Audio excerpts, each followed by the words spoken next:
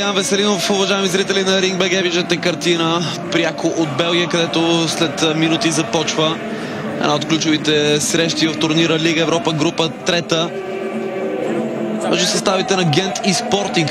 Групата с един от двата български представители, групата на Левски, който в общи линии по същото време започва битката си срещу френския Лил. Ето, че по същото време Гент и Спортинг също има за какво да се борят. Двата тима са готови да излезат на терена. Датския рефер Петър Расмусен и неговите помощници всеки момент ще ги изведат именно там. А малкият капацитет на стадиона на домакините от малко по-малко от 13 000 седящи места е изцяло запълнен от фенове на Гент, а има такива и на гостуващия тим Спортинг. Двата отбора вече излизат на тревата, а няколко думи за ситуацията в тази трета група. На върха в класирането е именно Спортинг. Португалците все още са безгрешни с 3 победи от 3 мача. И съперника им тук Гент е на последната позиция с само една спечелена точка. Във втория кръг равенство до дома срещу Лил им донесе единствената спечелена точка. И именно за това Гент ще се стреми към първа победа в турнира.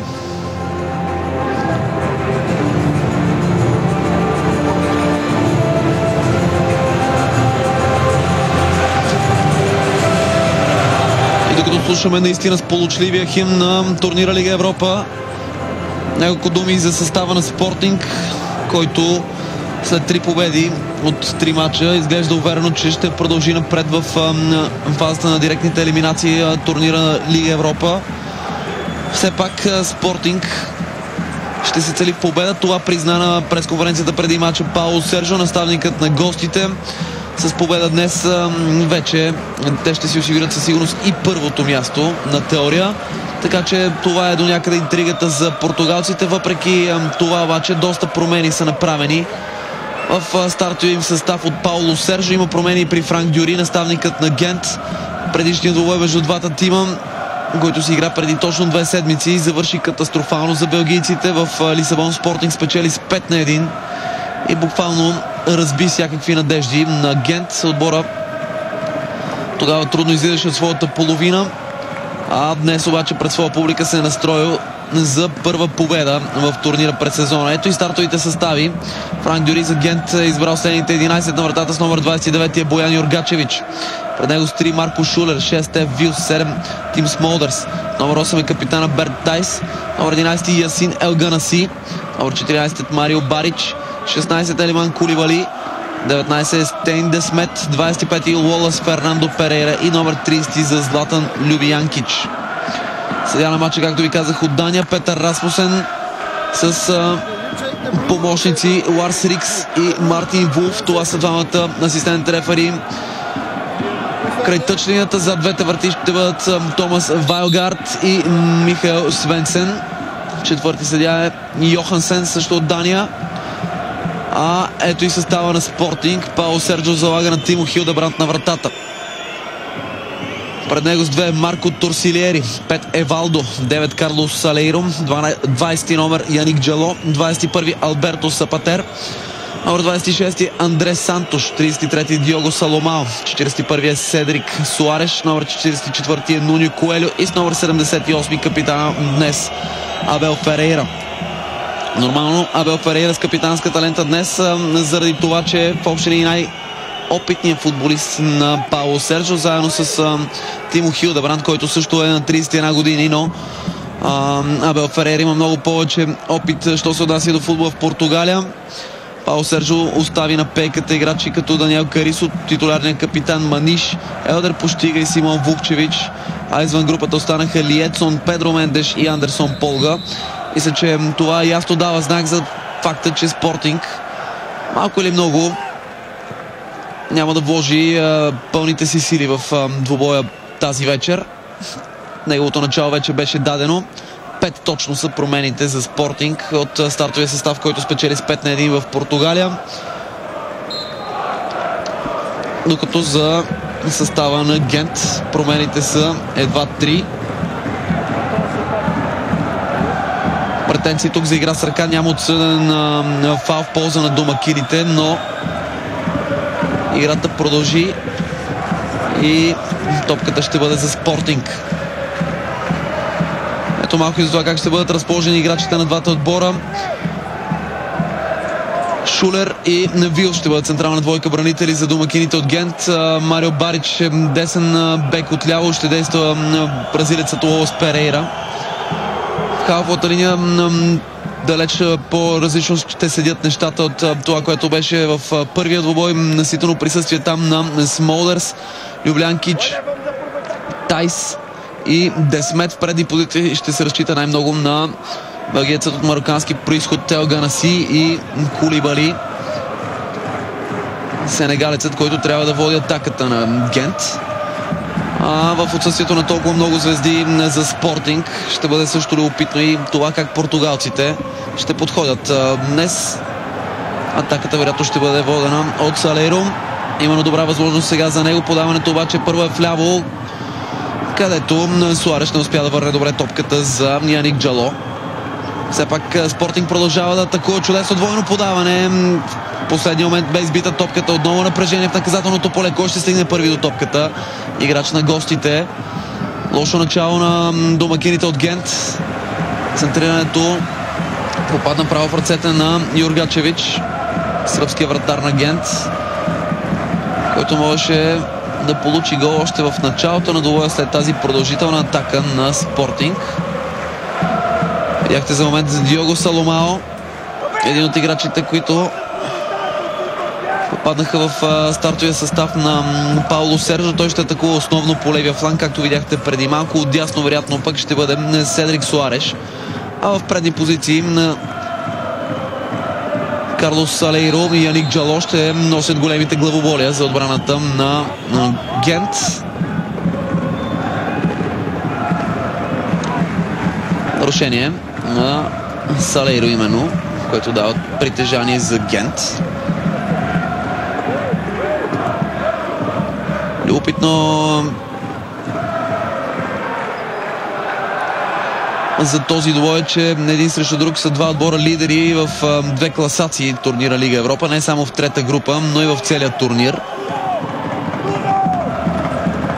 Спортинг е отбора с най-много отбелязани попадения до този момент, цели 12. В това отношение Спортинг е наистина отличник в турнира. За голямо съжаление на хората в Гент, техният любим тим е лидер в една антикласация, тази за най-много допуснати голове, така че всичко статистически погледнато до тук сочи за тотално превъзходство на състава на Спортинг. Може би обаче експерименталният състав на Пауло Сержо за гостите поизравнява малко везните за срещата тази вечер. Дълга топка, добре спряна на гърди от Джало. След това малко бавно реагира Салейро. Сега обаче отново той успява да открадне топката и това е възможност за първи гол в матча. Какъв пропуск! Боян Юргачевич излезе на време и с тяло парира ударът на Карлос Салейро.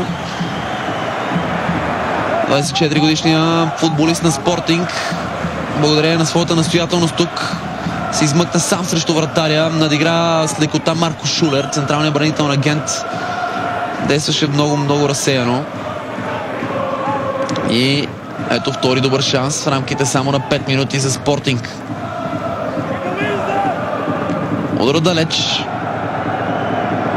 Колкото беше отдалеч ударът, толкова далеч беше и от целта. А настроението при феновете на гостите е повече от добро. Ето как Шулер остави абсолютно спокойно Карлос Салейро да стигне първи до топката и да стреля. Добър шанс е този двубой за Карлос Салейро.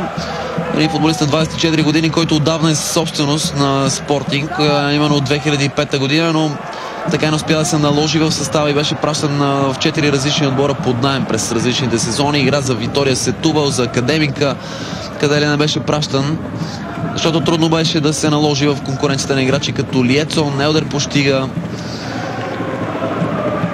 Яник Джало. Ето, че тази вечер има своя шанс. Получи добро положение и в петата минута на матча, но не успя да се възползва от него. Сега Юргачевич вкарва топката в игра, далеч в половината на Спортинг.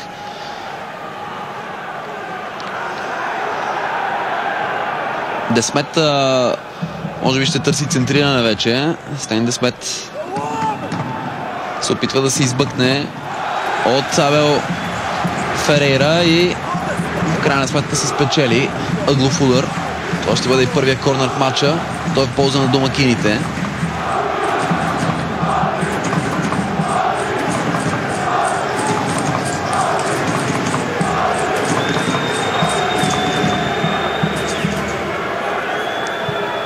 Берн Тайс чакаше центриране там. Добре засече топката Тим Смолдърс.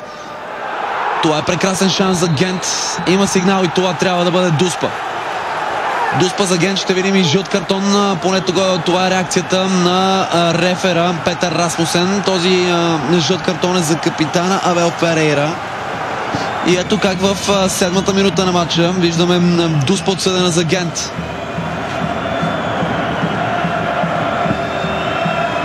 Ето какво се случи тук. Абел Ферейра. Игра непозволено. Струва ми се, че трябва да бъдат показани още няколко повторения на тази ситуация, но да видим първо как Тим Смолдър се засилва срещу Тимо Хилдебранд. Смолдър за топката. Удари, това 1-0. 7 минута на матча. Гент повежда в резултата след попадение на Смолдърс от Дуспа. Доста нелогично начало на този двубой, след като дори в тези първи 5-6 минути Спортинг имаше очевидното превъзходство, играше с повече спокойствие и стигна до две сериозни положения.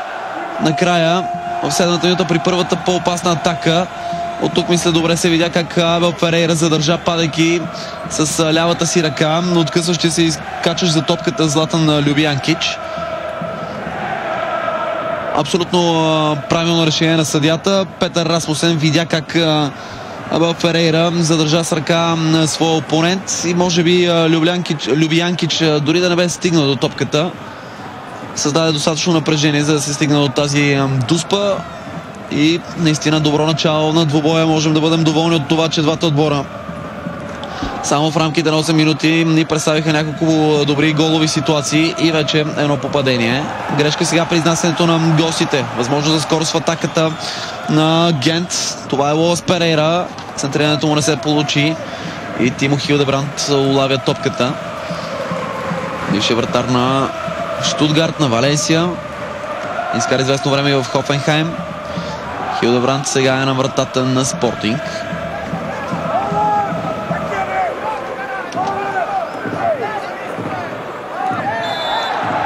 Нарушение за Спортинг.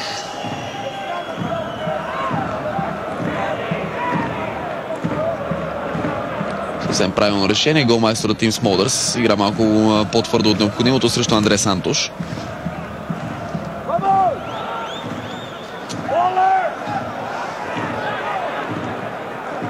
Смолдърс към Берн Тайс. Подаването на Тайс дясно бе грешно. И сега отново шанс за напористите нападатели на Спортинг.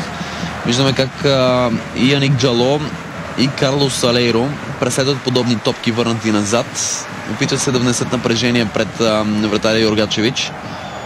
И това веднъж проработи, само че тогава Салейро не успя да отбележи.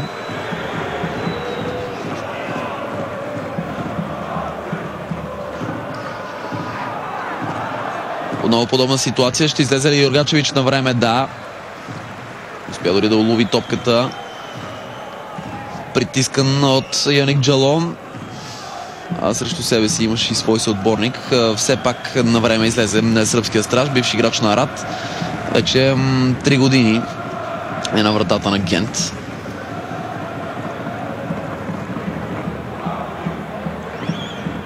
Рисковани комбинации между Торсилиери и Нуно Куельо. Аржентинецът Торсилиери попада в стартовите 11 на Пауло Сержо. Той е млад защитник. Бивш футболист на Велес Сарсфилд. Може да играе като централен бранител и като ляв защитник, но ръстът му от 1,90 е накарал Пауло Сержо да разчита на него в центъра.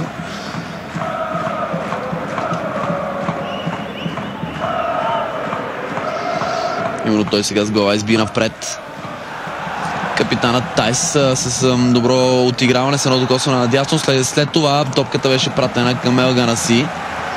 Изпреварен беше той от бранито в зелено-бяло и това ще бъде тъч за Гент. Това попадение за домакините определено внесе живец в играта им. Няма нарушение според Расмусен тук. Играта продължава. Целият отбор на Спортинг за момент се бе прибрал в своята половина. Ето го Ел Ганаси. Един от най-сериозните футболисти в предни позиции за Гент. Извършване на нарушение срещу него от Евалдо Фабиано, бразилския краен бранител. Евалдо играе на позицията ляв защитник и доста често, струва ми се, през този двубой ще има срещи от този тип с Ясин Ел Ганаси. До този момент Ганаси е доста активен и това създава проблеми за Евалдо. Кулибали, ето го пък другия най-опасен играч на домакините. Опасно центриране, Хилдебранд избива, боксирайки далеч от вратата. Лошо спиране там на Сапатер. Това може да бъде много сериозна опасност. Капитанът Тай стреля. Какъв шанс за Спортинг. В 12-та минута можеше да видим вече резултата 2-0, тъй като хубавото центриране по тревата бе върнато точно към Берн Тайс. Изстрелът на Тайс обаче попадна в кръка на Диого Саломао вместо във вратата. Добри минути за Гент до тук. Сега засада при атаката на Спортинг. Ето още веднъж какво се случи преди малко. Много лошо беше поета топката тук и естествено няма никаква засада. Върната топка бе пропусната от Кулибали. Стигна до Берн Тайс, но след подаването на Любянкич чудесна беше реакцията на Абел Ферейра, човека, който е основният виновник Гент да води с 1-0, правейки дуспата в 7-та минута. Сега предотврати резултата да бъде 2-0, така че все пак до някъде изкупи греха си.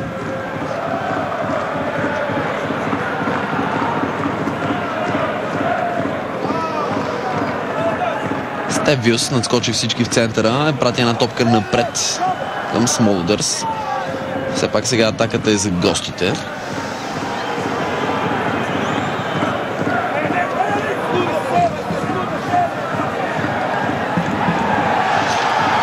И нещо, което виждаме за пореден път, подобни безнадежни на пръв поглед топки биват гонени до последно. Отново Яник Джало, като че ли топката се срещна и с дясната му ръка, но факт е, че ще поставят под напрежението отбраната на Гент и това е логично, очевидно като инструкция, идваща от Пауло Сержо, след като отбраната на Гент изглеждаше всичко друго, но не и сигурна в първата среща между двата тима, завършила 5-1 за Спортинг.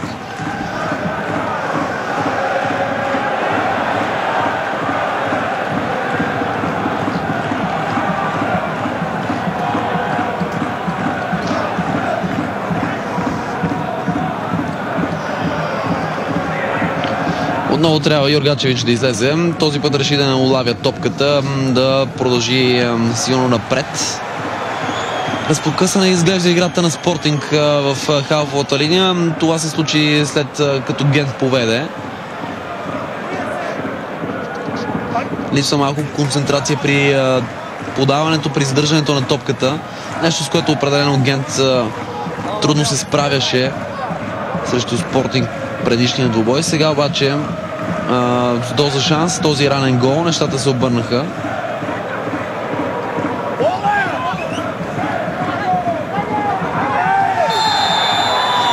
Нарушение в полза на Спортинг. Категоричен е Петър Расмусен. Уолас Перейра го извършил, бразилския крайен защитник на домакините. Заради това доста твърдо влизане в гръб на Яник Джало.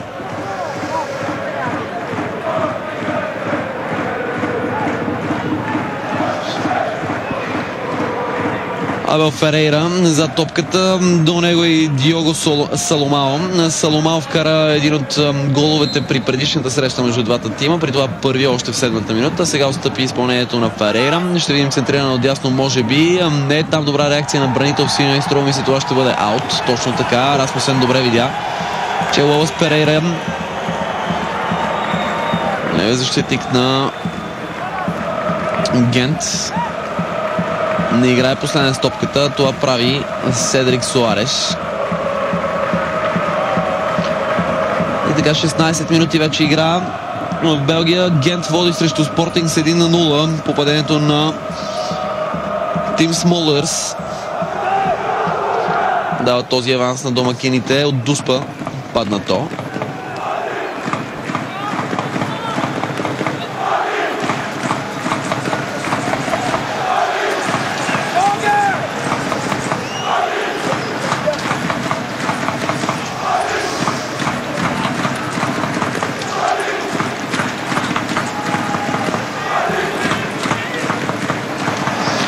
Дълга топка има ли засада тук? Не, играта продължава. Ясно да се разбере Петър Расмусен, че не иска да спира играта. Може би имало флаг вдигнат от асистент рефера му, но виждайки, че топката отива в ръцете на Юргачевич, Расмусен прецени, че по-добре да не се накъсва темпото на този двубой.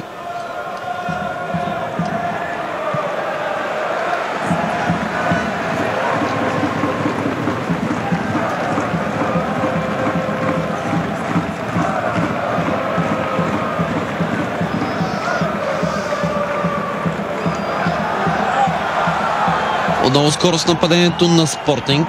Левия фланг работи малко по-опасно като че ли от десния в началото на този двубой и въпреки това играта ще продължи с удар от вратата. Евалдо имаше тук единоборство с Марио Барич.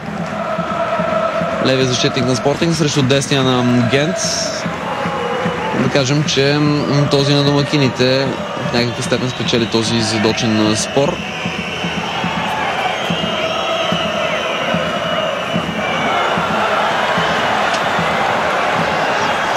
Много бързо темпо. Виждате как в рамките на броени секунди играта се пренесе пред вратата на Спортинг. Това нарушение дава чудесна възможност на домакините за директен изстрел от статично положение към вратата на Хилдебранд. Прекрасен беше пробива на Ел Ганаси. Лично аз не бих си изненадал, ако тук бяхме видяли Петър Расмусен да дава нов картон за играч на Спортинг. Той пожали обаче бранителите в зелено и бяло.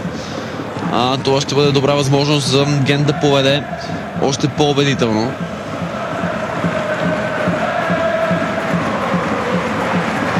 Стейн Десмет, Берн Тайс и Ел Ганаси са за топката.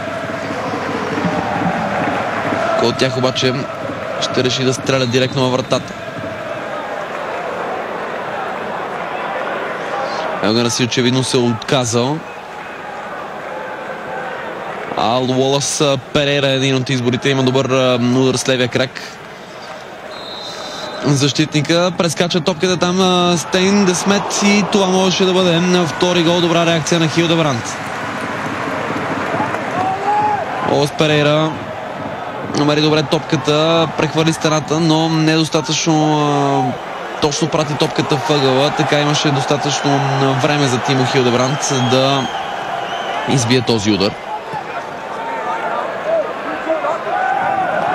Ето как белгийците започват да изглеждат все по-спокойно и уверено на своя стадион срещу Спортинг, големия фаворит в групата.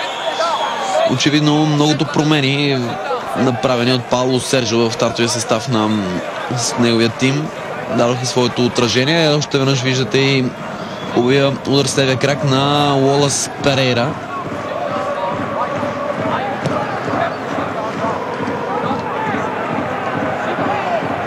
Левия защитник на Гент можеше да се разпише в този матч. Сега отново нарушение, като че ли да. Полза на домакините, бурни усирквания, защото Евалдо спря една обещаваща атака по десния фланг на Ел Ганаси. Претенциите всъщност на феновете тук са ясни. Картон за Евалдо. Такъв обаче не виждаме да бъде показан от Петър Расмусен. Датския рефер до този момент даде само едно предупреждение за Абел Ферейра, който направи нарушението за Дуспата. Сега отново отбраната на Спортинг малко бавно чисти топката далеч от своята врата. Все пак възможност за контра на гостите.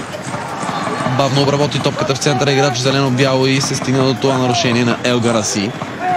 Ето го белгиецът с марокански корени. Той дръпна Яник Джало.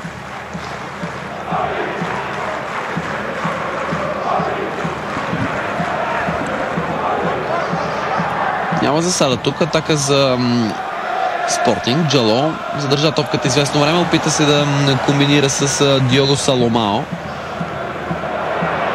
Не се получи обаче идеята му. Грешка и за Гент и отново атака за Спортинг отляво. Саломао подава напред. Сега виждаме и центриране към далечната града. Това можеше да бъде 1-1. Странно, но факт. След центрирането на Алберто Сапатер, Седрик Суареш така и не успя да играе с глава. Признавам си, тук всичко изглеждаше чудесно като разиграване, като атака за гостите. Подаването към Сапатер, центрирането му следва крак към далечната града, но ето, че Седрик Суареш не успя да играе добре с топката. Беше му попречено до някаква степен и от Уолъс Перейра.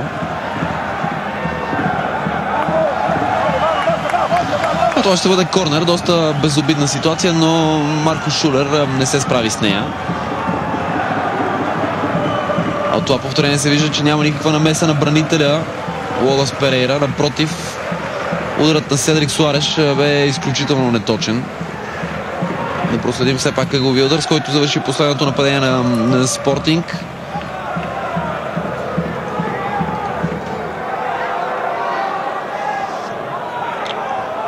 Центриране, много несериозна изява на Боян Юргачевич. Вратарят на Гент остави на произвола съдбата на своя тим в момента. Виждате къде бе пратена топката. Центрирането бе точно на границата на вратарското поле. Юргачевич дори не си помръдна пръста, за да скочи, да избоксира топката. Може да бъде само доволен от факта, че Ноно Коелио не оцели вратата.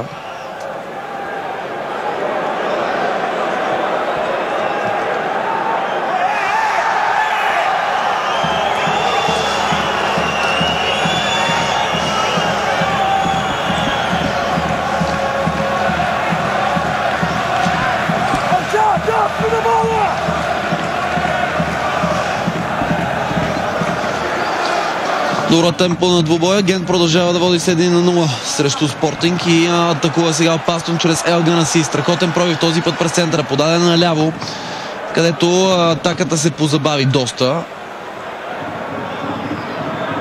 Десмет задържа излишно, а след това Ел Ганаси, когато получи отново топката, се подхлъзна. Нов шанс обаче, след като Перейра овладя. Ел Ганаси връща назад към Берн Тайс. Отново Ганаси. Това ще е тъч за домакините.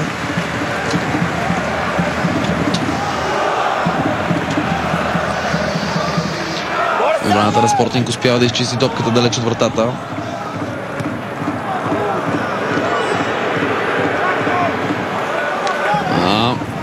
След много дълго подаване към Елиман Кулибали, Тимо Хилдебранд спокойно даде началото на нова акция за Спортинг. Сапатер. Плаване вдясно сега за Седрик Суареш. Много Сапатер. Опит за двойно подаване. Там и съдията Расмусен се намеси. Това може да бъде опасно. Удар далеч от целта. Още се търси по-добро развитие тук състава на Спортинг. Имаше трима футболисти на границата или в наказателното поле на Гент. Да кажем на границата, за да бъдем по-коректни, но очевидно атаката не се разви по мечтания начин. Ето как Ел Ганаси преди малко се подхлъзна в много ключов момент, точно преди да изостри акцията на домакините.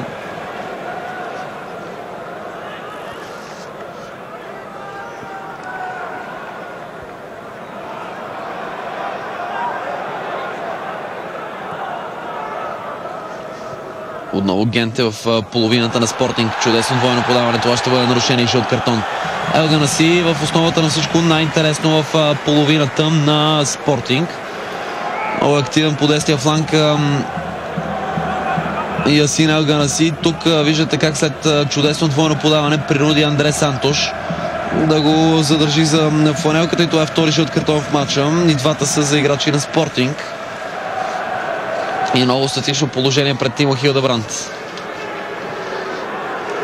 Опитното е, че Стеф Вилс изпитва някакви проблеми от няколко минути, не е в игра и въпреки, че с човек по-малко белгийците атакуват. Сега обаче лошо отигране на Марко Шулер. Истински късмет, че отбраната на Спортинг реагира неудачно. 4 в синьо в наказателното поле очакват центриране, то обаче се забави, а с това и свърши акцията на отбора домакин. Твърдо влизане, нарушение в полза на Спортинг. Евалдо там успя да изнесе топката, след което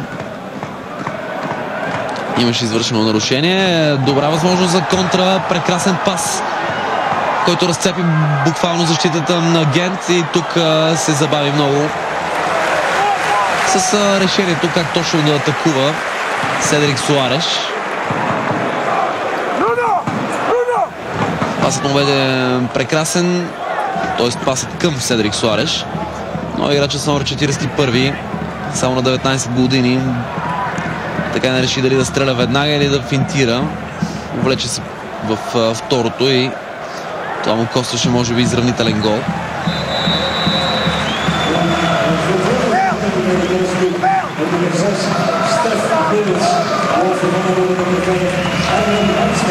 Положението на Стеф Вилс не е добро, той ще трябва да излезе от игра. Тези няколко минути, в които се опита да тества дали е способен да довърши матча. Но днес е крайен резултат, а именно това, че той е аут от двубоя, на него място с номер 5 Ерленд Ханствайт. Централният бранител Ханствайт игра като титуляр в първия двубой, именно в двойка с Стеф Вилс. 5 гола вратата обаче на Гент принудиха за този матч Франк Дюри да изкара Ханствайт на пейката и да пусне на негово място Марко Шулер. А сега това решение носеше успех. Да видим как ще продължи напред. След като вече за 30 минути виждаме втора различна двойка централни бранители за Гент.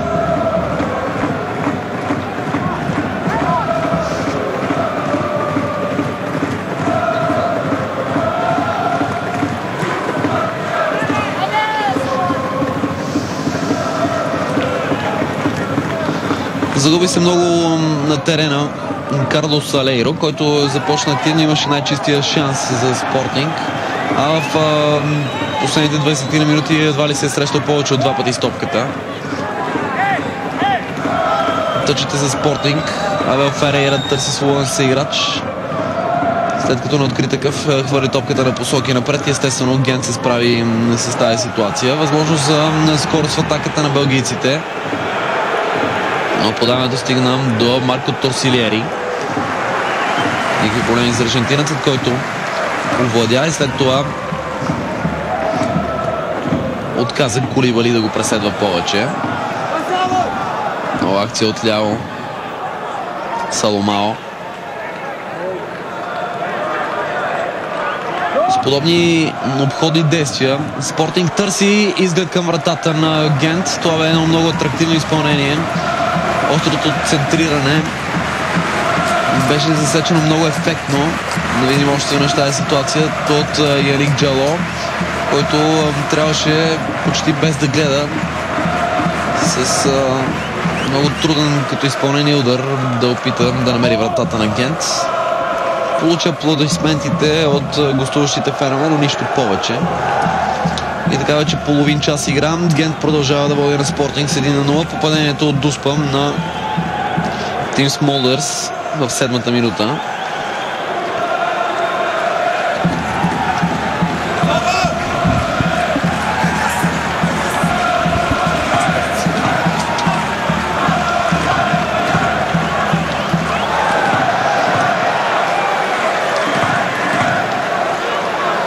И отново се убеждаваме, че левия фланг работи много по-успешно за Спортинг. Или по-скоро е по-често експлоатиран от гостите, защото почти не може да се сетим за опасни акции от дясно. Ето сега се сетиха, че там Седрик Суареш. Нямаше нарушение обаче срещу Суареш и играта продължава.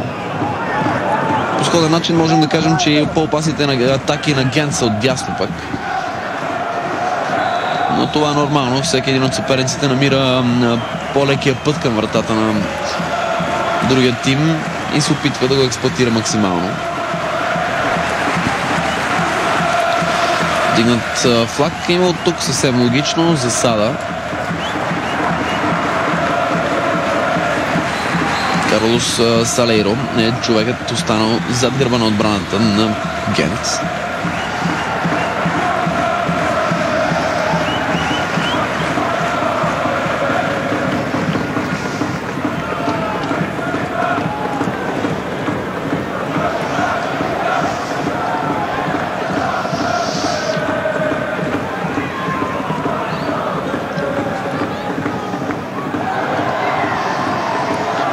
Извеждащо подаване, там беше задържан на Яник Джало и това може би ще бъде първи картон за състава на домакините. Точно така Марко Шулер е задържал с ръка, откъсваше се отляво футболистен Спортинг. Това обаче не беше Яник Джало, а по-скоро Евалдо, точно така. Другия въпрос дали Евалдо щеше да стигне до тази топка.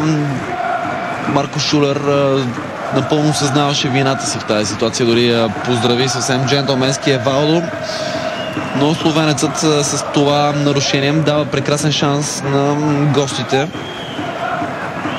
да търсят изравняване. Виждаме на границата на наказателното поле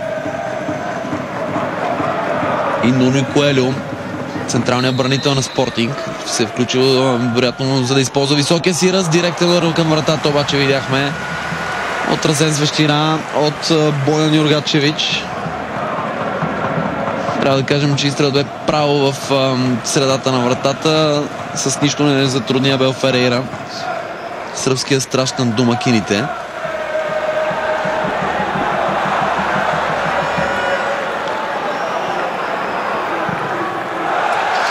А това ще бъде нов корнер. Доволни са феновете на Гент. Скромният белгийски тим води на Спортинг с 1-0 и въпреки, че спомените от това 5-1 в Лисабон са все още живи, предните фенове на домакините се надяват да видят втори гол тук за своите. Удар с глава към Хилдебранд. Никаква сила, никаква точност в този изстрел и Шулер се отчете по-скоро с подаване към вратаря Хилдебранд.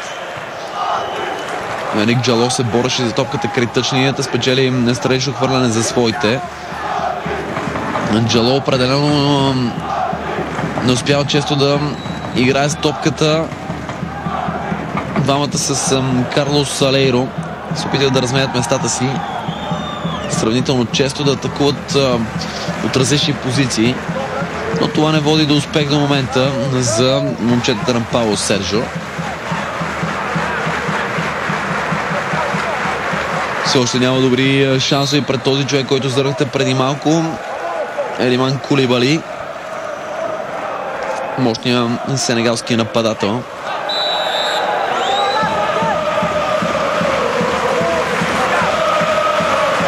А в последните няколко минути доста се понакъса темпото на двубоя. Нарушението този път бе обратното. Яник Джало събори Уолас Ферейра.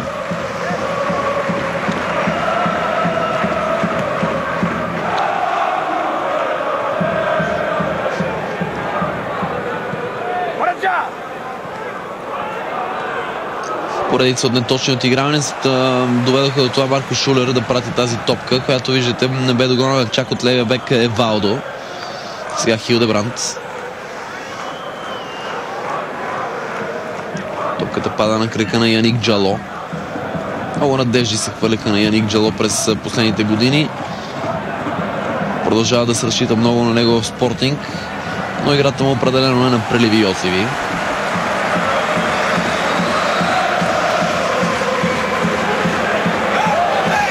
Спря се топката с ръка Кулибали.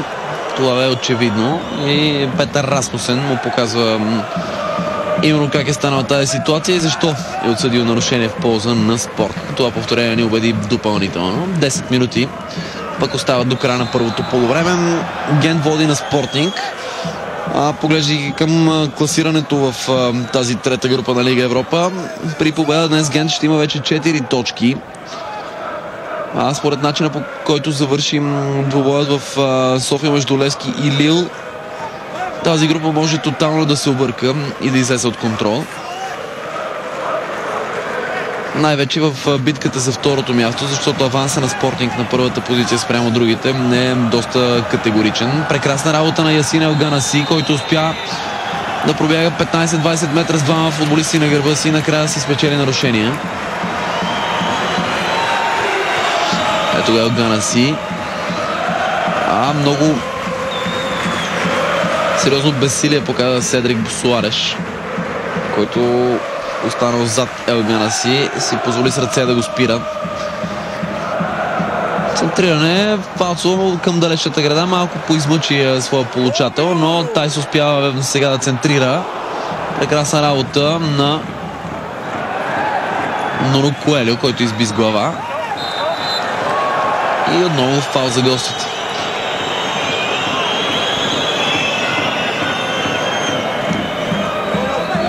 Елганаси е извършил нарушение срещу Карлос Салейро. Поне това беше решението на Распусен.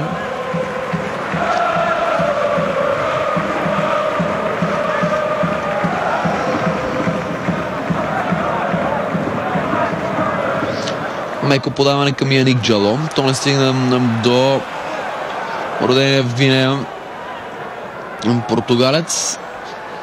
И отбраната на Гент започва да изглежда все по-уверена в това, което прави. Засада има тук на Кулибали. Но съвсем логично е това, след една-две грешки в началото на двубоя. Защитата на Гент започна да се стабилизира, особено след като отборът поведе. Вече още повече помагат и полузащитниците на бранителите. Атаките на Спортинг са доста хаотични. И все пак отсъстват играчи като Пощига и разбира се, в момента, в който ви обяснявам как нападението на Спортинг не затруднява отбраната на Гент. Опровържението беше на лице, резултатът е 1-1. Карлос Салейро се реваншира за пропуска си в 7-та минута с прекрасно отиграване. Центриране от дясна топка, беше засечена много точно от Салейро.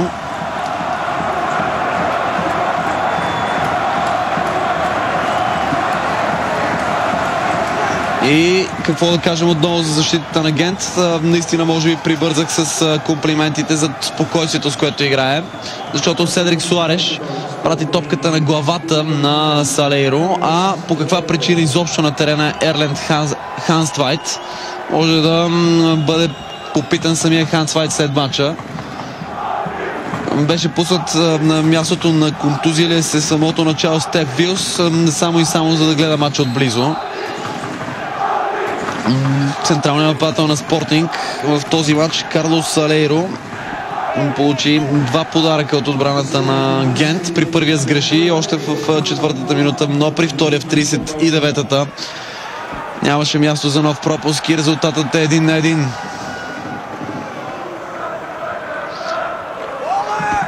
Ето защо не трябва да се правят прибързани анализи, на където бях тръгнал аз. Защото Спортинг успя още преди почивката да върне попадението на своя белгийски домакин. Сега Кулибали гони тази топка, няма как да стигне преди Хилдебранд.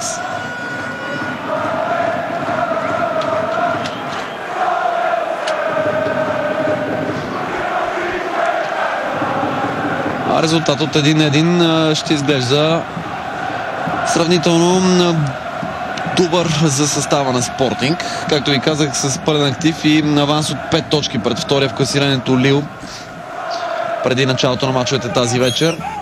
Дори равенство за Спортинг ще запази изцяло статута им на голям фаворит в групата и на отбор, който със сигурност ще продължи напред в турнира Лига Европа.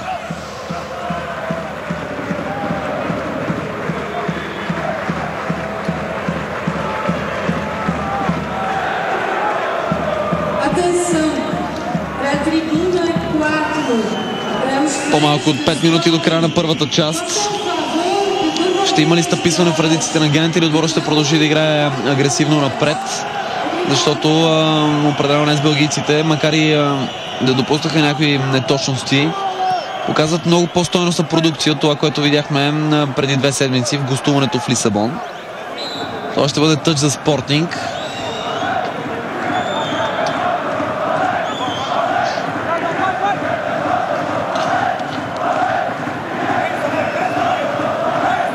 Абел Ферейра, капитанът на Спортинг, хвърли този тъч и ново нарушение за гостите. Любопитно е самия факт, че Абел Ферейра днес носи капитанската лента,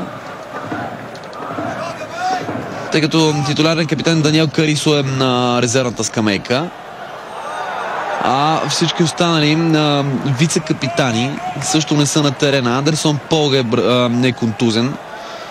Педро Мендеш също има травма и остана извън групата. Лиетсон, звездата и най-голям голмайстор на клуба, също поради травма е аут. А пък Тиаго Ферейра, вратарят, който също има мачове като капитан, е на пейката. В общи линии 5-6 човека преди Абел Ферейра би трябвало да носят лентата, но ето, че всички останаха извън състава, да се стигне до това 31 годишен десен защитник да води днес Спортинг в Европа. Ето и ситуацията от преди малко, когато отново настоятелността на гостите можеше да им се отплати. Този път обаче Диого Саломао не успя да стигне до топката. Отново грешка в отбраната и отново на играча с номер 5. Да видим дали ще се възползват гостите от това. Не. Този път подаръкът на Ханс Вайт остана само за статистиката като поредното му грешно отиграване, но не и като втори гол за Спортинг. В крайна сметка ето как Ханс Вайт притича и успя да върне топката към вратаря Юргачевич. Но като виждаме това повторение, очевидно играчът на Спортинг е извършил нарушение. Бурната реакция на трибуните накара Петър Расмусен бързичко да отсъди този фаул за Гент.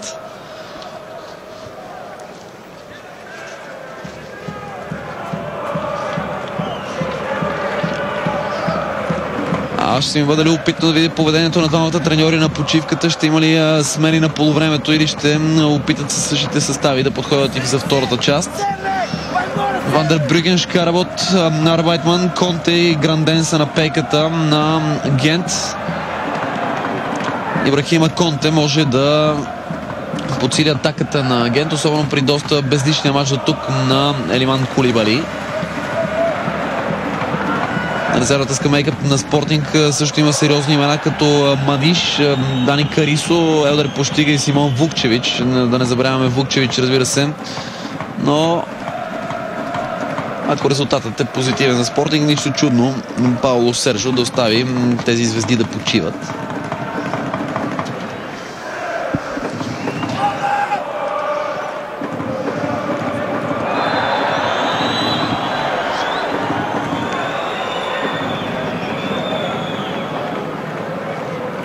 Яник Джалон с поредното си нарушение в предни позиции. Марко Шулер бе пратен на тревата заради умислените действия на Яник Джалон. Но от друга страна има логика в тази безкомпромисност на нападателите, защото рано или късно, преследвайки грешката на съперника, той ще я направи и тогава Джалон или партньора му в предни позиции Салейро вероятно ще се възползва от това. Тече вече, дори можем да кажем, изтича последната минута на първото полувреме. Центрирана топка. Там претендираха за нещо феновете на Гент. Струва ми се обаче, че чисто игра Трусилиери. Макар и да се подхлъзна, той блокира това центриране и сега ще един тъч за Гент. Една минута е добавеното време от Петър Расмусен. А очевидно белгийците не се възползваха по най-добрия начин от нея, тъй като веднага изтърваха топката да излезе в нов тъч.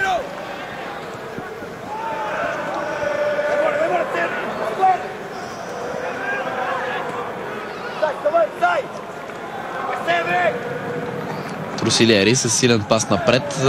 Седрик Суареш трябваше да получи топката, но това не се получи. Сега Карлос Салейро показва добра техника, играйки на 21 в центъра. Струва ми се, че Спортинг няма да стигне дори до някаква по-сериозна опасност пред вратата на Гент до края на полувремето.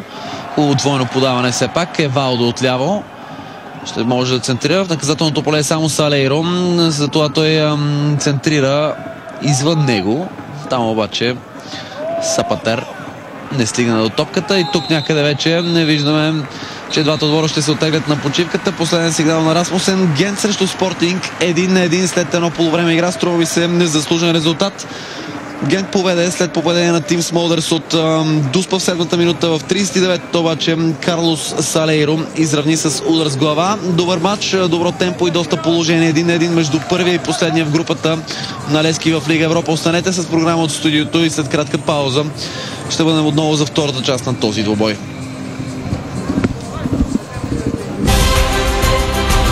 Но пък от друга страна Спортинг е на цели 10 точки от лидера в Португалия Порто, така че и доброто представяне в турнира Лига Европа ще бъде една от големите цели пред Пауло Сержо и неговите футболисти. Гент пък показва, че е един от приятните европейски отбори, които обаче нямат особена логика в представянето си. Между другото, това е абсолютно потвърдено и от формата, в която се намира белгийският тим. Той е трети в белгийското първенство, на само 4 точки от водача Генк. Но от 22 септември до днес Гент редува победа с загуба неизменно в представянето си в вътрешното първенство. Докато в Лига Европа все още е в търсене на първата си победа. Само една точка и последно място в група трета на Лига Европа. Петър Расмусен, датския съдия, нямаше много работа през първото полувреме. Изведе вече двата отбора за втората част и всеки момент тя ще започне. Расмусен даде Дуспа в 7-та минута за Гент, която бе абсолютно незаслужена. С нея и домакините поведаха. Ето, че второто полувреме започва набързо и съставите на двата отбора. За домакините от Гент на вратата с 29 Йоргачевич, с 3 Шулер, с 5 влязъл на мястото на Вилс, който се контузи, е Ханс Вайт. С 7 Смолдърс, 8 капитана Тайс, 11 Ел Ганаси, 14 Барич, 16 Кулибали, 19 Десмет, 25 Луолас Перейра и с 30 Любянкич. За Спортинг на вратата 30 Хилдебранд, 2 Торсилиери, 5 Евалдо, 9 Салейро, 20 Джало. С номер 21 е Сапатер, с номер 26 Андре Сантош, 33 Саломан, 41 Седрик Суареш, номер 44 за Нуно Куелю и 78 Абел Ферейра. Именно капитана на Спортинг Ферейра извърши нарушението за Дуспата в 7-та минута. След това обаче имаше някои много умели намеси в отбрана, за да предотврати втори гол за Гент. Спортинг също имаше своите шансове, вкара само един от тях и така логично 1-1 до тук.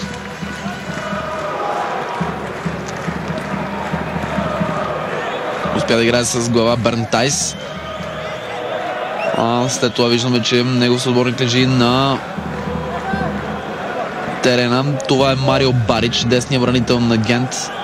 Изпитва някаква болка при това единоборство с Карлос Салейро. Салейро се помогна из дясната ръка, между другото, дигайки е високо, но от това, което виждаме, смятам, че определено Марио Барич се контузи при приземяването. Играта е подновена с тъч. Евалдо хвърли топката напред, тя стига до Яник Джало. Той малко неуверено си поведе, но за момент се откри шанси пред Саломао. Сега Кулибали владее за Гент. Добро меко подаване към центъра на атаката, който бе опразнен от самия Кулибали. Включали се напред, обаче Тайс не успя да си гардира топката. Все пак нападението продължава да бъде за белгийците до този момент, в който Торсилиери изрита топката силно напред.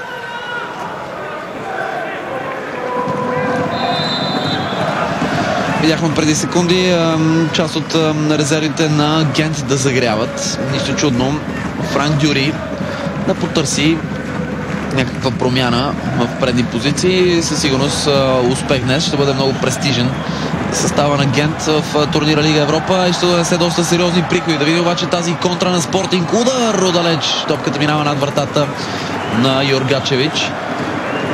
Сърбинът може да е доволен, че изстрелата на Диого Саломао мина толкова далеч от неговата врата. Саломао, струва ми се, в последния момент видя, че Йоргачевич излязъл доста напред и вероятно съжали, че не опита прехвърлящ изстрел. Много сходно започна и първото полувреме с по-остри нападения от страна на Спортинг. А тук, въпреки че атаката изглеждаше обещаваща за Гент, нямаше как да бъде довършена, защото има извършено нарушение от Кулибали. Ето какво се случи. Кулибали, търсейки тази висока топка, не се бори на земята Андре Сантош. И Сантош сега ще получава медицинска помощ. Може би се приземи и той лошо, защото виждаме, че изпитва болка в левия глезен. Не изглежда обещаваща ситуацията за Андре Сантош. Никакви лоши чувства между футболистите на двата отбора, въпреки твърдото влизане на Кулибали. Много ми е любопитно как ще бъде изнесен Андре Сантош на тази носилка. Може би в момента, в който видя колко е малка, Сантош предпочита да излезе на ходом от терена. Шломи Арбайтман, виждате, да загрява. Зад него и Ибрахима Конте.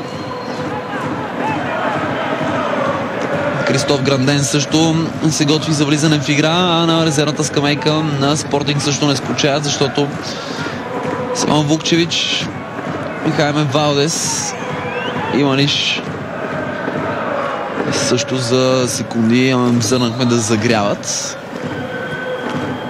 Всичко е в ръцете на Пауло Сержо и Франк Дюри. Алата треньори ще преценят кой от тези играчи ще им е необходим за оставащите минути до края на двобоя. Джало долу върнал се назад, пробва двойно подаване, получи се добре, а сега Салейро очаква подаване. Не, топката е пратена наляво към Евалдо.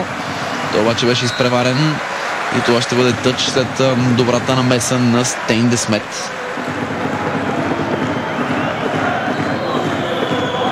Очевидно Стейн де Смет е играл с топката, а след това тя се е чукнала и в кръка на Евалдо, затова тъчът беше в полза на домакините.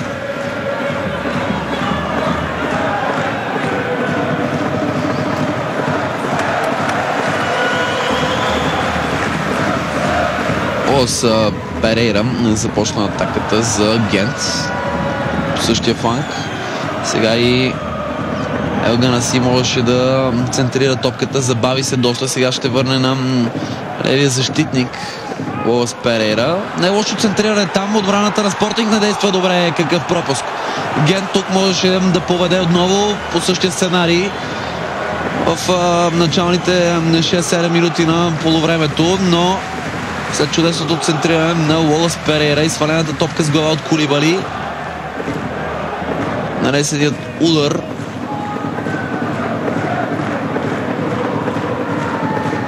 мина далеч от вратата. Златан Любянкич ни показва камерата да се държи за главата. Има защо. Тук спокойно белгийският тим можеше да поведе за втори път в матча.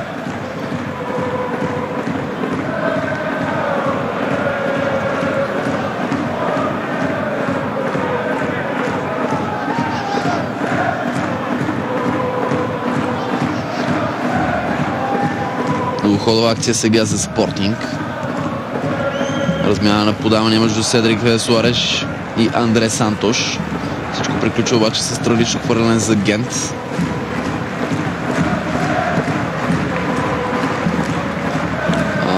То ще бъде изпълнено отново, само че с още 10 метра по-назад. Седрик Суареш на вашите екрани. Ето го Любянкич, човека, който преди малко пропиля невероятен шанс за Гент. Един от двамата словенци в състава на домакините. Бивш играч на Дом Жале. Салейро гони една недостижима топка. Тя финишира в ръцете на Юргачевич. А второто полувреме отново започва с много високо темпо.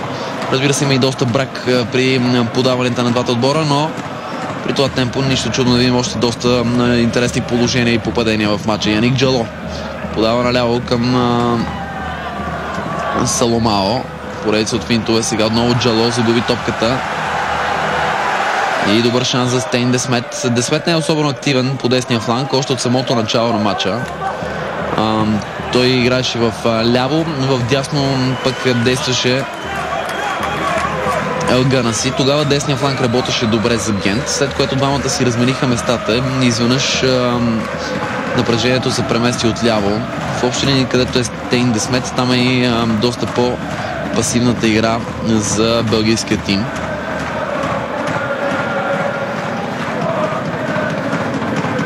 Подаване вляво за Диого Саломао.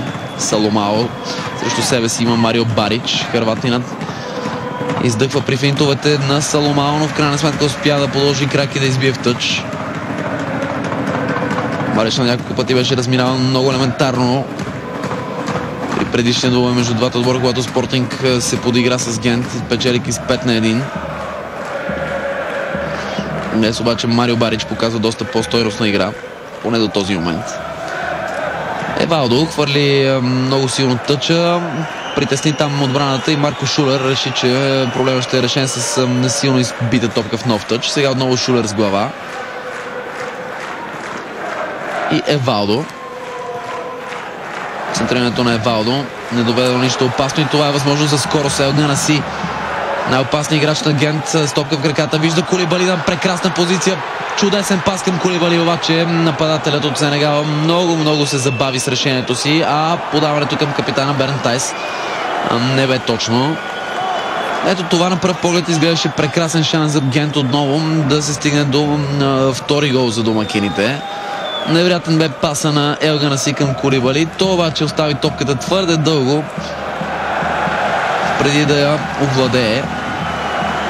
А и в общи линии като че ли нямаше и яснота какво да прави с нея, навлизайки в наказателното поле. Не бих се изненадал, ако именно Кулибали бъде заменен от Франк Дюри.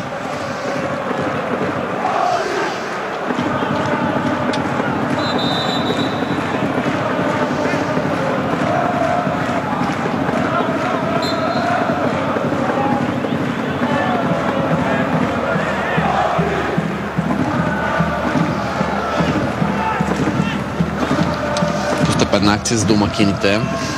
Спортинг се е прибрал в своята половина, но за сега с лекота отблъсква постепенните нападения на своя съперник. Кулибали овладява далеч обаче от наказателното поле, при това с гръб към него. Добро центриране на Смолдър с удар там. Какъв шанс за Хилдебранд, който реагира много бавно.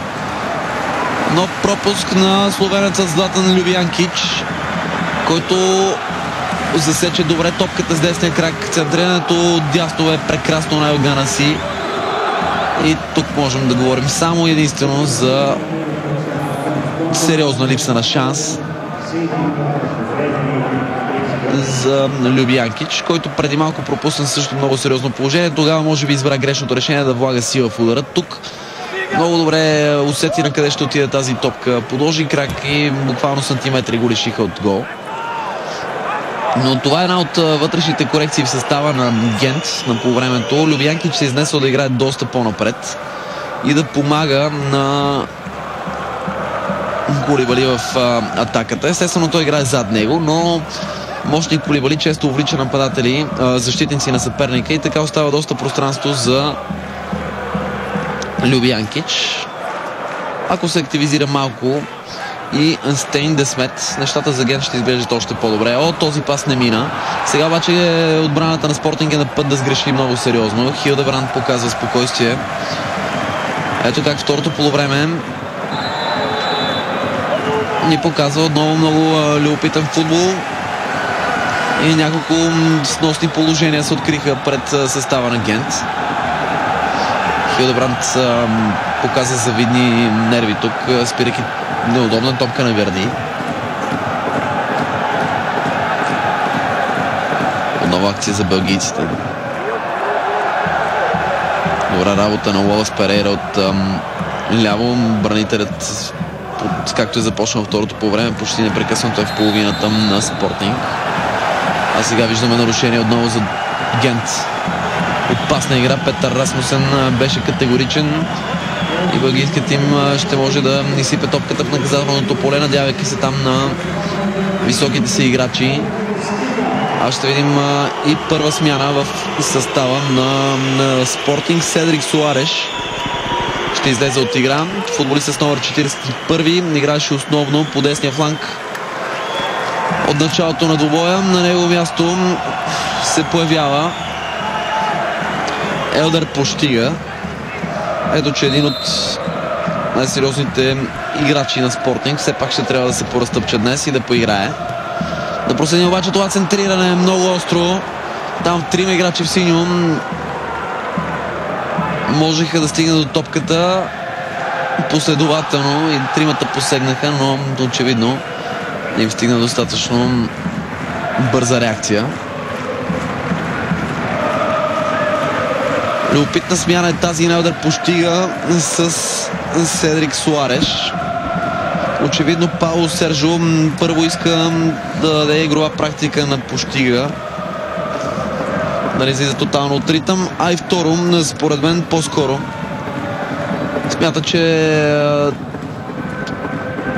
би било напълно постижимо неговия отбор с малко повече опит в състава си да спечели трите точки и днес и да продължи серията си от двубой само с победи в Лига Европа.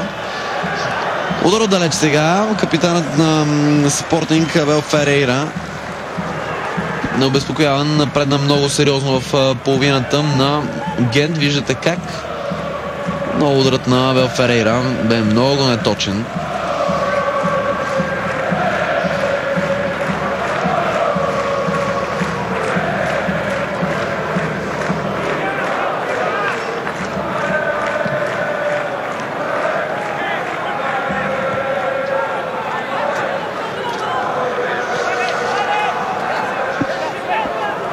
Опитно е сега как ще се промени структурата на Спортинг, особено в предни позиции с присъствието на Елдер Поштига.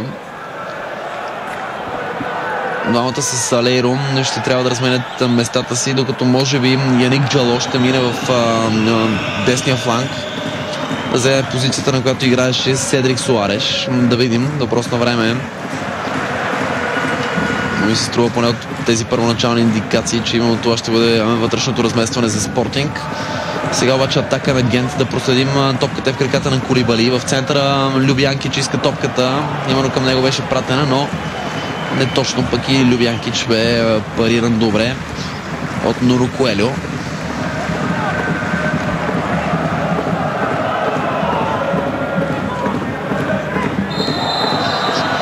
Твърдо влизане отзад, макар и в централната линия. Марко Шулер трябва да внимава, защото той има вече жълт картон и подобни нарушения само си играят с търпението на рефера. Датчанина Петър Расмусен показа неведнъж този двубой, че няма да се притесни за подобно решение. Всичко това трябва да кара Марко Шулер да бъде доста по-внимателен.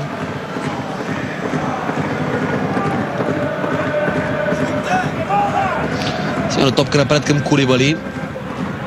Тай с глава. Не точно подаване, но все пак нарушение за Гент.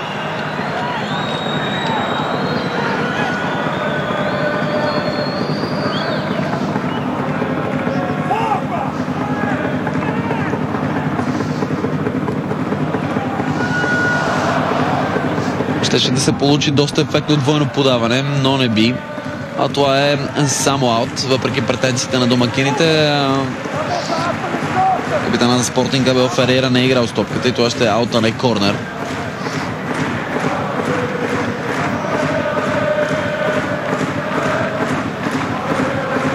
Добро настроение за гостуващата агитка. Ще бъде още по-добро, ако Спортинг спечели 12-та си точка в Лига Европа тази вечер. Казах ви, Спортинг с 3 победи от 3 мача и най-резултатното нападение в целия турнир. 12 гола вкарани. Докато Гент пък е с най-слабата защита с цели 9 получени. А това влизане за пореден път демонстрира, че Карлос Салейро, голмайстора за Спортинг, изобщо не пази своите съперници. На няколко пъти той при борби за високи топки си помагаше с ръцете. Ето как тук отново го направи. Сега именно Салейро с пета назад към Джало. Елдър Поштига. Няма нарушение. Играта продължава с атака за Гент.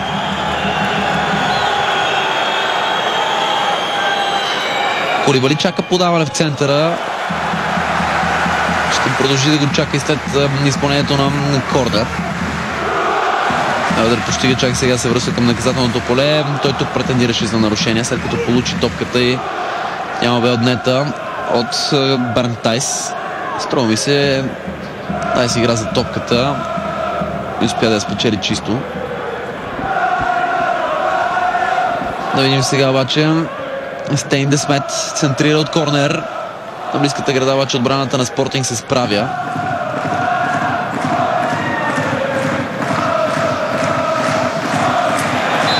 А тук има засада. Не е доволен там Любянкич, също така и публиката недоволстваше. От това повторение можем да се убедим, че имаше футболисти в засада, но дали именно този, който игра с топката бе в засада, е друг въпрос. Това повторение ни показва, че нищо чудно при малко по-добра видимост на рефера Расмусен тук да бяхме видяли и втора дуспа. Брутално беше задържан за екипа Бернт Тайс. Капитанът на Гент просто не получи възможност да търси игра с топката. Сигурен съм, че Петър Расмусен просто не е видял това единоборство.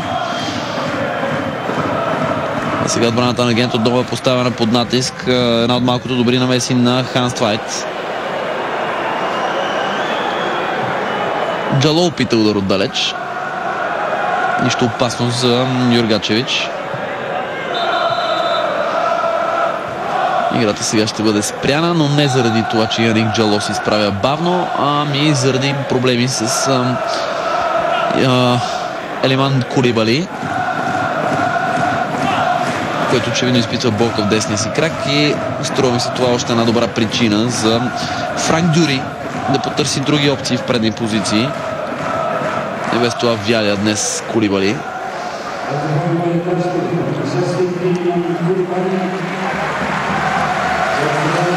Точно така, именно Кулибали трябва да бъде заменен и тази смяна е подготвена. Сенегалецът записва 66 почти минути игра, в които едва ли ще бъде запомнен с нещо много сериозно като отиграване. На всичкото отгоре успя да се контузи. Очевидно става дума за някакво разтежение в десния крак. На негово място Арбайтман с номер 23.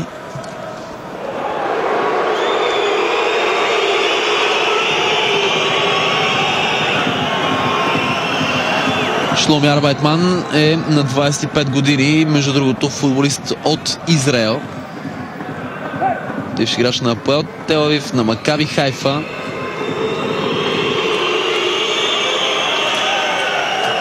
В Гент от тази година. Все още нямам попадение в първенството на Белгия, но очевидно Франк Дюри ще се радява днес той да раздвижи играта на своите.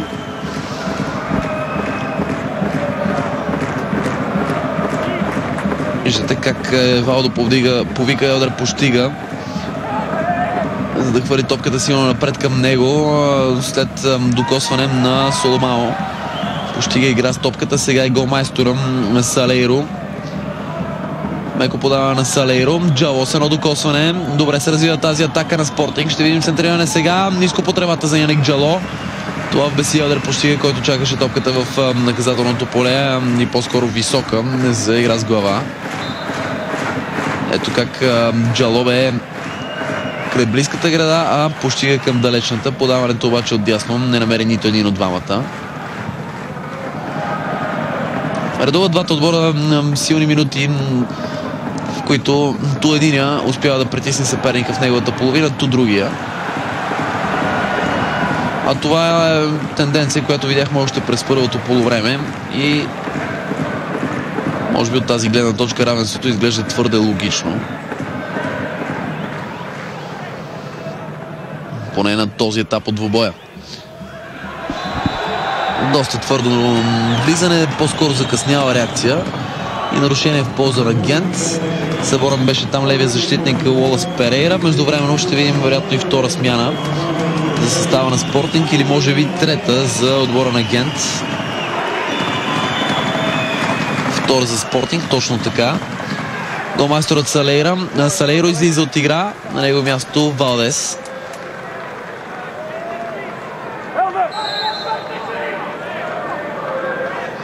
Карлос Салейро се отчете с попадение. Много ще му бъде трудно да започва често като титуляр за Спортинг, така че трябва да бъде доволен от това, че днес се появи в игра и дори се разписа в една от двете му чисти ситуации, можем да кажем. С номер 15 на него място е Хайме Валдес, футболист от Чили, който има и срещи за национален отбор на Чили на 29 години. Между другото, преди да пристигне в Спортинг, игра в италианската серия А за състави като Аталанта, Лече, Фиорентина и Бари.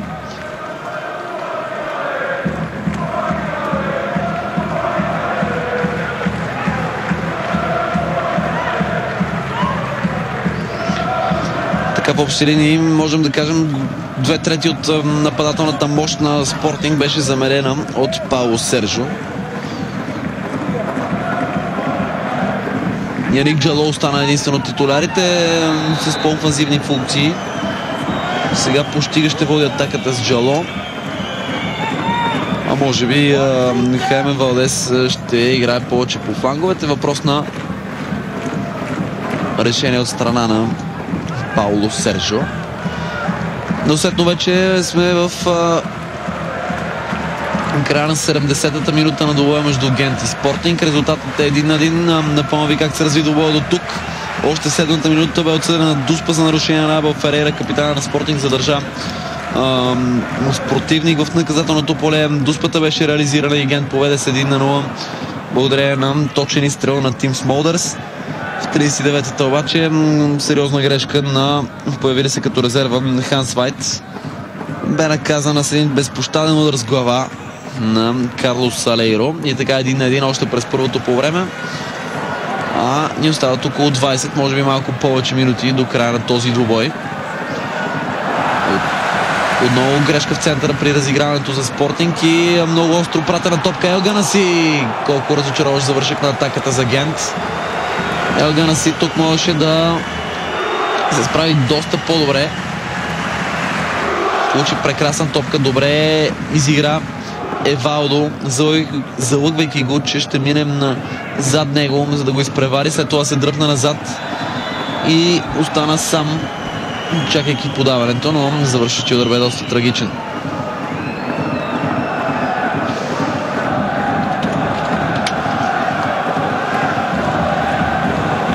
Дърпаха се тук и двамата футболисти. Лолас Перейра спечели доверието на съдията и нарушението беше в полза на домакините, отсъдено, разбира се.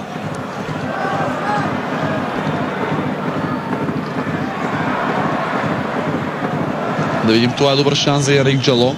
Дясно получава топката, може да влезе в наказателното поле. Решава обаче да нагласи топката на левия си крак и да стреля. Отново много далеч от целта.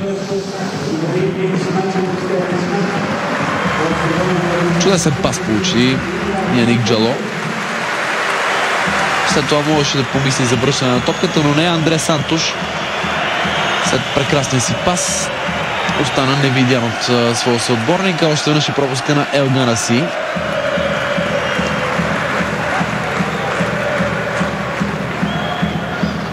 Последна смяна в Гент бе извършена през това време. Ибрахима Конте с номер 28 се появи на мястото на Стейн Десмет.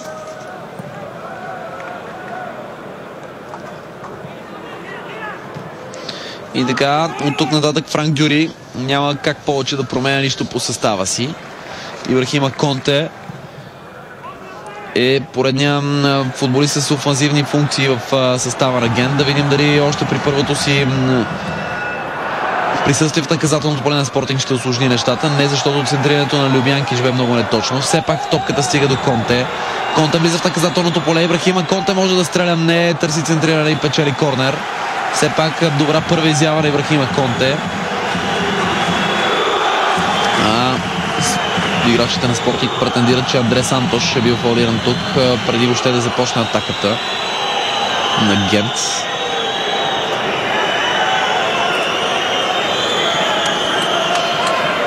Видим какво ще произлезе от този ъглов удар. Предимство с домакините при корнерите. Елгана си центрира разочароващо ниско на близката града.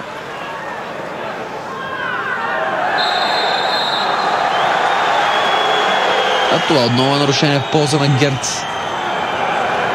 Бързо изпълнено. Струва се, че в тези последни минути Гент играе с повече самочувствие. Добро двойно подаване. Какъв шанс. Спортинг отново се размина без попадение в вратата си. Много добро включване на Ибрахима Конте, който направи прекрасно двойно подаване с Ясин Елганаси. Елганаси обаче продължава да бъде може би най-креативният футболист на терена и за двата отбора. А сега с малко по-подвижния Ибрахима Конте от Гвинея. Вероятно домакините ще търсят повече изненади за защитата на Спортинг, отколкото с мощният Таран Кулибали по-рано през двубоя. Ето го сега отново Конте. Прекали тук с индивидуалните действия. Топката му беше отнета от Марко Торсилиери. Аржентинецът не се връща, напротив прави добро двойно подаване. Сега обаче изигра несъсредоточеност в тази ситуация и трябва да се връща бързо-бързо. Има вдигнат флаг на асистент рефера. Той видява някакво нарушение, вероятно, защото бих се изненадал, ако там имаше ситуация за засада. Още веднъж и двойното подаване преди малко на Елганаси, което завърши с удар на белгиеца от марокански произход. Не бе лоша атаката наистина, но удара на Елганаси мина в страни от вратата.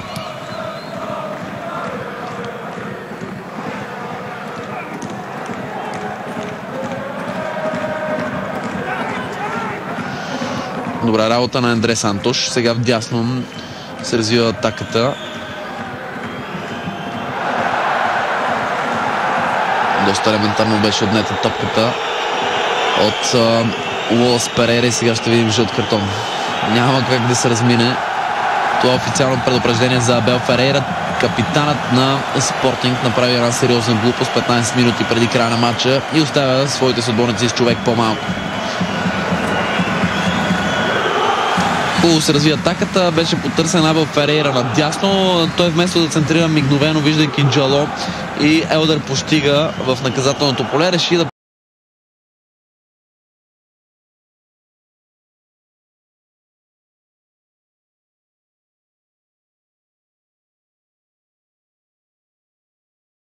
в днешния двубой Абел Ферейра. Ще трябва някой да заиграе сега на неговата позиция, защото сигурен съм Елганаси ще се втурне именно по левия фланг до края на двубоя да играе най-активно, където играше и Абел Ферейра. Успя да му издейства доста главоболие по време на двубоя. Ето, че Ферейра не издържа и напуска преждевременно. Струва ми се много ключов момент в двубоя, тъй като Гент от тук нататък има всички сили и възможности да стигне до мечтаната първа победа за сезона в Лига Европа. Това е 66-тия международен матч на Гент. И между другото попадението за един на Салейро беше на 100-ния гол във вратата на Гент. Една неприятна статистика за 66 двубоя. 100 попадения бяха получени от Гент през годините. Победата обаче ще бъде далеч по-ценна. Отново скоростна атака и корнер. Съвсем малко липса в тези настървени атаки на Гент, за да завършат с ново попадение. Тук Любянкич отляво опита да върне топката назад, но бранител в зелено-бяло изчисти в корнер и сега Ясин Елганаси центрира остро. Капитана Бернтайс очакваше топката, но вместо да играе с нея оцели гърба на бранител на Спортинг. Ето какво се случи тук. Посягайки за топката, вдигна малко по-високо крака си на Бернтайс. Андре Сантош сега може да полежи доста време. Не е изненадвания младия 21 годишен халф на Спортинг и бързо е готов да продължи двубоя. Струва ми се, че 1-1 ще бъде резултат, който ще задоволи доста повече, особено след червения картон на гостите. А Пауло Сержо вероятно ще направи и трета смяна. Точно така. Диого Саломао напусна игра, на него място Жуао Ферейра. Още един от хората, които започнаха предишния двубой, се появява на терена. Да говорим за Жуао Перейра. Елганаси сега с едно докосване. Чудесен пас. Ибрахима Конте в наказателното поле. Удар и това е 2-1. 79-та минута. Ето, че Гент повежда в резултата за втори път. Много добро отиграване на Ибрахима Конте. И гвинеецът заслужено е в прегръдките на своите съотборници. Получи доверие от треньора си, заменяйки Кулибали титуляра в този матч, след като Кулибали бе доста предвидим, доста бавен. Ето виждате го тук да споделя радостта на Ибрахима Конте. Резервата от Гвинея раздвижи много сериозно атаката на белгийците и тук успя с доста класа да поеме топката, след това да финтира бранител. Именно в тази зона, която беше оголена от Абел Ферейра, трябваше да помага току-що влезлия Жуао Перейра. И в общи линии не се справи Перейра добре.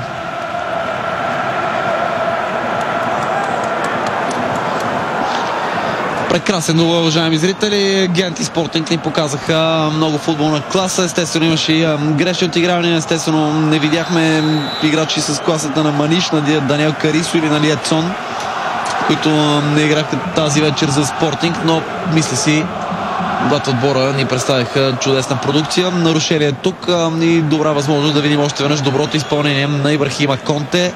Гвинеецът финтира добре с десния крак, прибра топката през центъра и с мощен удар в далечния ъгъл направи резултата 2-1.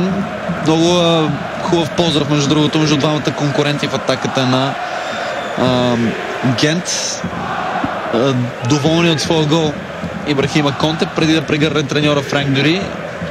Подаде ръка и на игралия преди него Ериман Кулибали. И ето, че първата загуба на Спортинг в Лига Европа тази година е на път да се случи. Припамват искри сериозни. Едър Постига не е доволен. Смята, че рефера не е видял някаква провокация от страна на съперника му.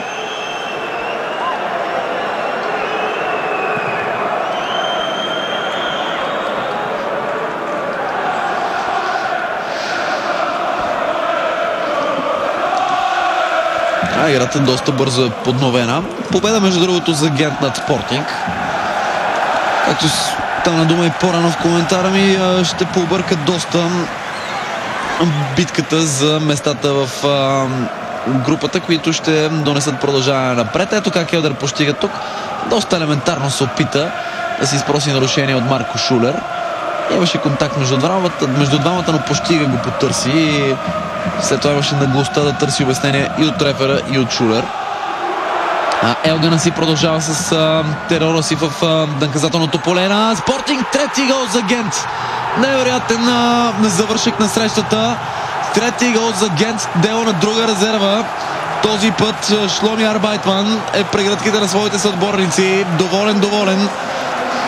Футболистът от Израел решава всичко с това победение в 82-та минута. 3-1 след брилянтна акция, отново започнала от Елганаси и завършена от Арбайтман. Футболистът от Израел мисля, че в този момент реши всичко. Поредна грешка в отбраната на Спортинг. Ел Ганаси открадна топката на в наказателното поле и прекрасно качи топката буквално на главата на Арбайтман. Ето как един равностойно на пръв поглед течащ двубой е на път да завърши с убедителна победа за домакините, които трябва да кажем имаха значително предимство през второто полувреме. Докато първата част започва с натиск на Спортинг и нелогично Гент поведе, след това Спортинг отново взе контрол и изравни. Лично аз признавам си, очаквах португалците през второто полувреме с повече опит, повече спокойствие да стигнат поне до равен. Да не говорим, че си мислех, че играчите на Пауло Сержо съвсем спокойно могат да спечелят срещата. Напротив, Гент игра много по-агресивно през второто полувреме, търсеше повече победата и е на път да я постигне. От тук нататък ще бъде истинско удоволствие за играчите на Франк Дюри да довършат двубоя. Любянкич нямаше късмета на два пъти да вкара за белгийците, но за сметка на това направи доста силен матч. Ужасно много усилия хвърли в битката с бранителите на Спортинг и ще бъде един от най-щастливите хора на терена. Капитанът Тай сега успя да отклони топката към Арбайтман. Сега Арбайтман е в засада, но подаването не е за него, така че атаката продължава. Центрирана топка отново към Арбайтман. Този път обаче Нунио Коелио успява с глава да избие. По-малко от 6 минути до края на редовните 90. Със спокойствие от тук Юргачевич може дълго време да комбинира със своите бранители. Именно това прави сега и Шулер, връщайки отново към Юргачевич. Топката сега е в Ханс Вайт. Вляво е Лолас Перейра. Печели пространство на Помави, че Спортинг е с човек по-малко, тъй като капитана Абел Ферейра бе изгонен при резултат 1-1 в 76-та минута. Гент се възползва максимално от численото си превъзходство. За пореден път нерви прехвърчат на място, където е Елдер Поштига. Да, доста глупава реакция на Ханс Вайт, който след като загуби топката се бори и Поштига. И нормално Поштига пошторя. Нов фал за Спортинг.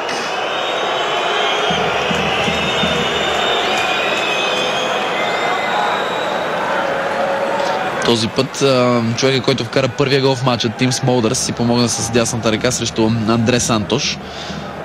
Един от малкото хора в състава на Спортинг, които се представяха на еднакво добро ниво и през първото и през второто полувреме, е Андре Сантош именно. За топката Сапатер. Той обаче няма да стреля. Удар по земя и това е само аут. Сапатер остави изпълнението на Нунио Коелио. Централният бранител на Спортинг обаче не намери вратата, а Юргачевич много правилно остави топката да излезе от терена. Още веднъж великолепната солова акция на Ел Ганаси, който на всичкото отгоре с периферното си зрение само бе видял къде се намира Шломи Арбайтман и ето, че еврейнат с глава успя да реши всичко в този матч. 3-1 за Гент. Струва ми се, че дори мексиканска вълна забавлява феновете на домакините. Франк Дюри ще бъде много по-доволен от Пауло Сержо. Естествено, Спортинг остава големия фаворит за спечелване на тази група и за продължаване напред. Това е ясно, но ето, че Гент може да търси преминаване напред, защото ще има 4 точки след 4 двубоя в турнира. Предстоят още 2 срещи. Едната е домакинство на Левски, а другата гостуване на Лил. Ако бъдат взети и там някакви точки, ето, че белгийците могат да се окажат отбор, който да изненада всички и да продължи напред.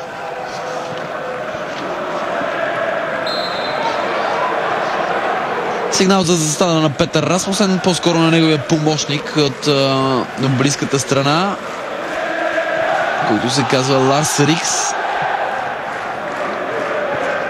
Бързо е подновена играта, а в момента, в който Арбайтман вкара за 3-1 в 82-та минута, струва ми се, че официално този двубой приключи.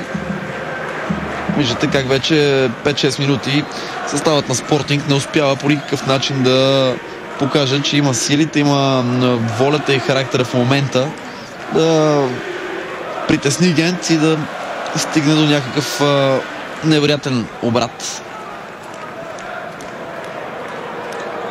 Все пак тук отговорността за този двубой трябва да бъде поета изцяло от Пауло Сержо. Човека, който остави на пейката Карисо, Маниш, Поштига, Перейра и Вукчевич. В крайна сметка резервите на Спортинг се оказват по-слаби от титулярите на Гент.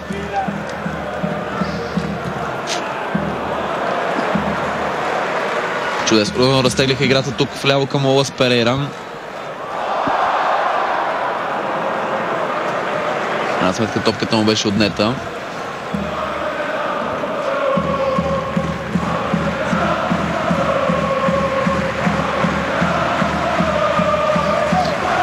Вероятно чувате щастливите песни на привържениците на Гент. Много приятна атмосфера се създава на този стадион, въпреки че капацитета му е направо впечатляващо малък. Тези от вас, които не са чули коментара ми в началото, 12 919 места. Няма и 13 000 зрители капацитета за това съоръжение за Гент. В същото време обаче белгийският тим играе приятен атакуващ футбол и въпреки многото грешки в защита е на път да спечели много престижна победа над Спортинг. Започва да тече и последната минута на този двубой.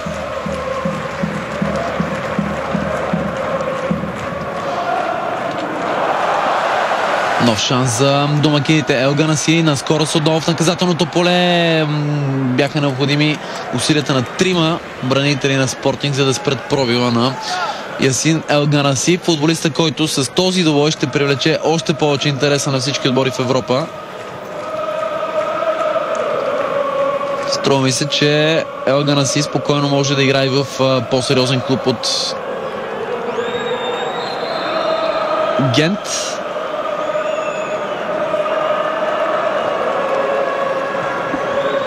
Виждаме жълт картон именно за него. Едва ли ще е доволен Франк Дюри за това необмислено решение на Ел Ганаси. Започна и допълнителното време на този двубой. Елдер Поштига спечели поредното нарушение в полза на Спортинг. Изпълнено е то бързо. Ще видим се трена от дясно на Жоао Перейра. Може би не е чудесна индивидуална акция. В крайна сметка обаче се увлече. Рано или късно трябваше да продължи атаката по друг начин. Жоао Перейра не може да минеш цялата противникова защита един по един и да отбележиш гол. Доста наивно подходи тук резервата на Пауло Сержо. И все пак атака за Спортинг. Андре Сантош. Грешно подаване. Добра работа на Маркуш Шулер, който отне топката и след това, за да не сгреши, предпочете да прати силно напред към другия вратар.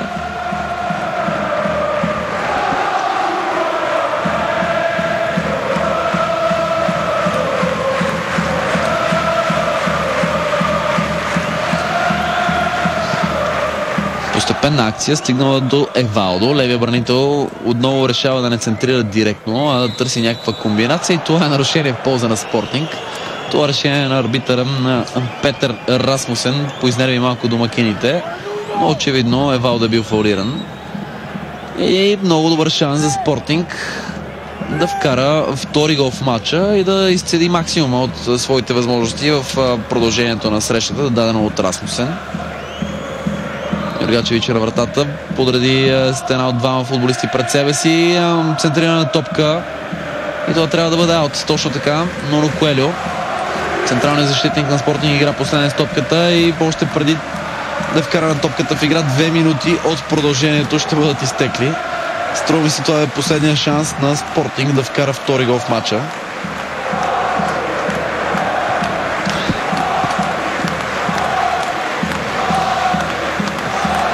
Заслужена радост за феновете на Гент.